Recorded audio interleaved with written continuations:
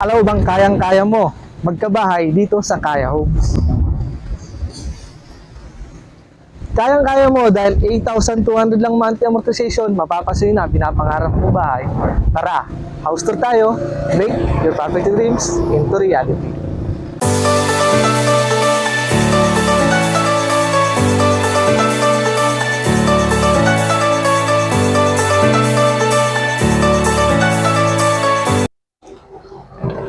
Sabi mo, welcome sa Elena Model dito sa Kaya Homes, located at Palanggi, Naik, Cavite.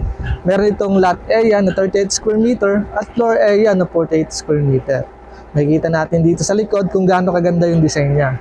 Ako nga pala si Jerome Liabe, your property sales agent under Rising Sun and Hope Team. Tara, house tour muna tayo.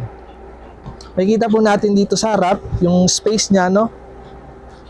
Pwede nyo pong i-parking dito yung masasakyan nyo or kung mahilig kayo magtanim, pwede nyo rin po itong i-extend kung paano nyo pong mapapaganda yung bahay.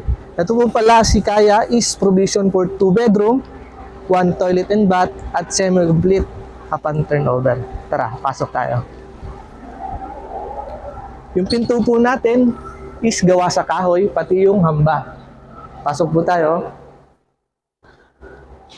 Ito po yung itsura upon turnover, no? Naka-semi-complete, naka-finish na po siya, pipinturahan na lang. Maganda dito, yung ceiling niya is mataas. Nakikita mo rin dito ang provided na yung mga outlet natin for cable at internet. At yung bintana po natin dito, salamin siya, no? At naka-steel case. Dito rin po nakalocate yung ating panel breaker. Nakita natin dito, yung mga outlet. Bago po tayo umakyat, nakita po natin, yung hagdan po natin is concrete, cement, at metal paste po siya. Punta muna po tayo sa CR.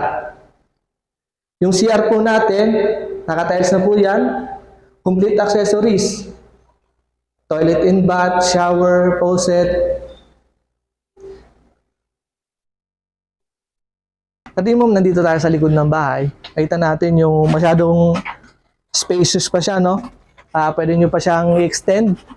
Gawin nating laundry area. At nandito rin yung dirty kitchen natin. Yung countertop natin, naka-tiles na. At yung sink, stainless steel. Sa kagandahan dito is may water tank siya nakasama. Doon naman tayo sa taas, kadimom. Gaya po ng nasabi ko, kadimom, ito pong second floor is provision for 2 bedroom. Nakikita po natin dito, naka-finish na siya, may ceiling na din. Provided na rin po yung mga switches natin dito. Depende na yung sa inyo kung paano nyo hahatiin yung mismong bahay. At ang isa sa kagandahan nito is yung bubong niya po ay naka-astrofoil na po siya kaya hindi masyadong mainit.